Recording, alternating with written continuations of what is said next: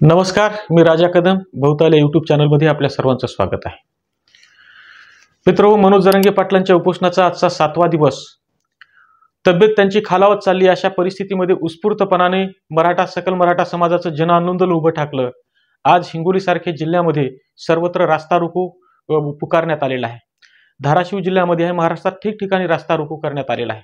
सकाळी माननीय मुख्यमंत्री एकनाथ शिंदे आणि उपमुख्यमंत्री देवेंद्र फडणवीस यांनी पत्रकार परिषद घेतली. दुपारी 1 वाजता मनोज जरांगे पाटलांनी पत्रकार परिषद घेतली आणि त्यानंतर विरोधी पक्षनेते विजय वडेट्टीवार यांनीही पत्रकारांना बाईट दिली आणि मंत्री छगन भुजबळ यांनी देखील पत्रकारांना बाईट दिली. मुळात मनोज जरांगे पाटील सोडले तर सगळ्यांचं एकच मत आहे, ओबीसींना धक्का न लावता मराठ्यांना आरक्षण देण्यात येईल. आज प्रश्न हा आहे, धक्का न लावता म्हणजे काय हे सरकारनं स्पष्ट करावं. त्या संदर्भानंच आपण आज बोलणार आहोत. सकाळी पत्रकार परिषद घेतली मुख्यमंत्री महोदयांनी. राज्यातलं वातावरण ठिकठिकाणी रस्ता रोकोनं पेटलेलं असताना आणि सर्वत्र मीडियामध्ये ह्या बातम्या व्हायरल होत असताना सकाळी लवकरच मुख्यमंत्री आणि देवेंद्र फडणवीस यांनी एक पत्रकार परिषद घेतली आणि त्या पत्रकार परिषदेमध्ये त्यांनी आपली भूमिका स्पष्ट करण्याचा प्रयत्न केला. त्यांनी असं सांगितलं की सगळे सोयऱ्यासंबंधीचा कायदा जो आहे, जी अधिसूचना आहे, तिच्यावर हरकती मागवलेल्या आहेत आणि त्या हरकतीवर विचार करून येत्या 20 तारखेला मराठा समाजाच्या आरक्षणासाठी जे विशेष अधिवेशन घेण्यात येणार आहे त्या अधिवेशनामध्ये त्याच्यावरती विचार करण्यात येईल. दुसरा त्यांनी महत्त्वाचा मुद्दा असा मांडला आहे की जे गॅजेट आहे हैदराबाद स्टेटचं, ते गॅजेट सुद्धा स्वीकारण्यात येईल. परंतु यांचा जो सगळ्यात महत्त्वाचा भर होता तो भर याच्यावरती होता की ज्या मराठ्यांना कुणबी पत्र मिळणार नाहीत, प्रमाणपत्र मिळणार नाहीत, अशा मराठ्यांना मराठा म्हणून आरक्षण वेगळं देण्यात येईल. या मुद्द्यावरती ते ठाम होते.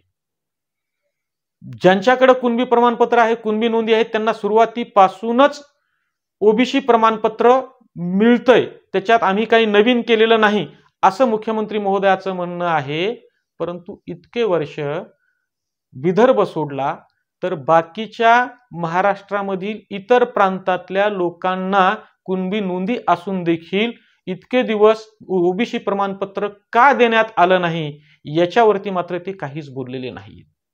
दुसरी महत्वाची गोष्ट, धक्का न लावता ओबीसी मधून आरक्षण देऊ असं त्यांचं म्हणणं आहे. मनोज जरांगे पाटलांचं देखील म्हणणं असं आहे की ठीक आहे, मराठ्यांना कुणबी नोंदीच्या माध्यमातून आरक्षण मिळत असेल तरी स्वागत आहे. मराठ्यांना इतर म्हणजे मराठा म्हणून आरक्षण मिळत असेल तरीही ती या आंदोलनाचं यश आहे. आणि मराठा समाजाला हैदराबाद गॅजेटनुसार मराठवाड्यातला सरसगट समाज जर ओबीसी मध्ये येणार असेल आणि ओबीसी म्हणून त्याला आरक्षण मिळत असेल तर त्याच्यासाठी सुद्धा स्वागत आहे. ज्या मराठ्यांना ज्या पद्धतीचं आरक्षण घ्यायचंय ते घ्यावं. परंतु हा लढा या आंदोलनाचं, हे यश या आंदोलनाचं आहे असं मनोज जरांगे पाटलांचं स्पष्ट मत आलेलं आहे. पण तरी देखील ते सगळे सोयरे या शब्दावरती ठाम आहेत आणि ते म्हणतात की येत्या 20 तारखेला जर सगळे सोयऱ्याचा कायदा मनोज जरांगे पाटलांनी ज्या पद्धतीनं सरकारसमोर प्रस्ताव ठेवलाय त्या पद्धतीनं जर मंजूर होत नसेल तर आंदोलन पुढे आणखी चालू राहील, अशा पद्धतीचा त्यांनी इशारा दिलेला आहे. दुसऱ्या बाजूने जर आपण बघितलं तर या राज्याचे विरोधी पक्षनेते विजय वडेट्टीवार, ज्यांनी पहिल्यांदा एल्गार परिषद जी जालन्याला झालेली होती त्या एल्गार मेळाव्यामध्ये भाषण केलं होतं. बकरं लेकरं वगैरेवर कोटी करण्याचा त्यांनी प्रयत्न केलेला होता आणि त्या पहिल्याच सभेनंतर त्यांना राज्यातलं वातावरण लक्षात आलं, त्यांच्या पक्षाची भूमिका लक्षात आली की तिथून त्यांनी माघार घेतली आणि ओबीसी एल्गार परिषदेच्या किंवा एल्गार मेळाव्याच्या व्यासपीठावरती ते पुन्हा कधीच दिसले नाही. परंतु ते बोलताना आता असं म्हणतात की जे आरक्षण आहे, म्हणजे जे आता जे वेगळं आरक्षण देणार आहे मराठा समाजाला सरकार असं देणार असं म्हणतंय, त्या वेगळं आरक्षण म्हणजे सरकारनं आयोगामार्फत सर्व्हे केला आणि त्या सर्व्हे आज सकाळीच त्या आयोगानं, सुक्रे जो आयोग आहे मागासवर्गीय आयोग, त्यांनी मुख्यमंत्र्याला आज सादर केला. जरांगे पाटलाचं म्हणणं आहे की हा आयोग जर मी उपोषणाला बसलो नसतो तर दाखल केला, सरकारकडे सादर केला नसता, पूर्ण केला नसता त्यांनी, परंतु ह्या 10 फेब्रुवारीच्या उपोषणाचा परिणाम आणि राज्यात त्यामुळे पेटलेलं वातावरण याच्यामुळे त्यांना तो आज सादर करावा लागला. त्या अहवालावरती विरोधी पक्षनेते विजय वडेट्टीवार यांनी प्रश्नचिन्ह उपस्थित केले. ते म्हणतात की घाई गडबडीत केला, इतके दिवस सरकारला वेळ नव्हता का, 6 महिन्यामध्ये सरकारनं काय केलं आणि 10-12 दिवसामध्ये अहवाल थातुरमातुर तयार करायला स्वीकारला. आता नेमकं ते असंच म्हणतात.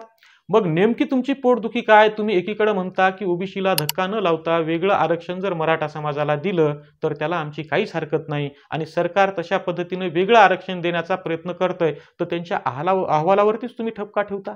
म्हणजे या राज्याचे विरोधी पक्षनेते दुतोंडी आहेत, दोन्ही तोंडानं बोलतात. म्हणजे काही करून मराठ्यांना आरक्षण मिळूच द्यायचं नाही अशी भूमिका या राज्याच्या विरोधी पक्षनेत्याची सुद्धा दिसते. छगन भुजबळांचंही तेच मत आहे. स्टेजवर बोंबलू ते सांगतात. एल्गार मेळाव्यामध्ये त्यांनी ओरडू सांगितलं की ओबीसीला धक्का न लावता जर मराठ्यांना आरक्षण मिळत असेल तर आमची काही हरकत नाही. आजच्या बाईटमध्ये त्यांनी तेच सांगितलं, याच्यामध्ये काहीच नवीन नाही.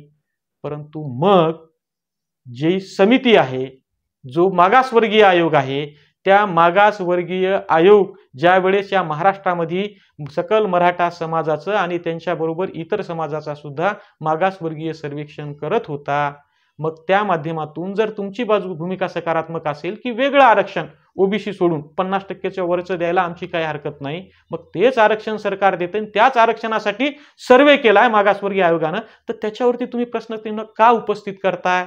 हा कळीचा मुद्दा आहे.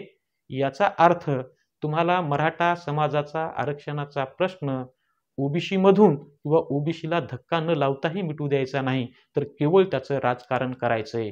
म्हणून एकदा सन्माननीय विरोधी पक्षनेते विजय वडेट्टीवार, या राज्याचे मुख्यमंत्री एकनाथरावजी शिंदे, त्याचबरोबर या राज्याचे उपमुख्यमंत्री दोन्ही देवेंद्र फडणवीस आणि अजितदादा पवार, सगळ्या पक्षांचे प्रमुख आणि ज्यांचा विरोध सतत राहिलेला आहे आणि आक्रमकपणाने राज्यभर ज्यांनी सभा घेतल्या मराठा समाजाच्या विरोधात, त्या मंत्री छगन भुजबळांना सुद्धा एक सर्वसामान्य जनतेकडून प्रश्न आहे आणि आव्हानही आहे की बापू, विनाकारण राजकारण, मराठा आरक्षणाच्या मुद्द्याचं राजकारण करू नका. तो तुम्हाला सोडवण्याची जर इच्छा असेल तर तुम्हाला ज्या पद्धतीनं तो प्रश्न सोडवता येईल त्या पद्धतीनं तो सोडवा, परंतु दुतर्फा दुतोंडी विधानं करून, परस्पर विरोधी विधानं करून राज्याचं वातावरण पेटवून राज्यामध्ये अशांतता माजवू नका. जर अशा पद्धतीची अशांतता तुम्ही माजवत असाल तर राज्यात दंगल पेटवण्याचे गुन्हे खऱ्या अर्थानं तुमच्यावरती दाखल व्हायला पाहिजे, सरकारवरती, विरोधी पक्षावरती, आणि जे मंत्री हे वातावरण पेटवण्याचा प्रयत्न करतायत त्यांच्यावरती. पण चोराच्या हातात जर चाब्या दिल्या तर तो काय करणार हे जगजाहीर आहे. परंतु माय बाप हो, या महाराष्ट्राची खेळू नका, एवढंच तुम्हाला विनम्र आवाहन. धन्यवाद.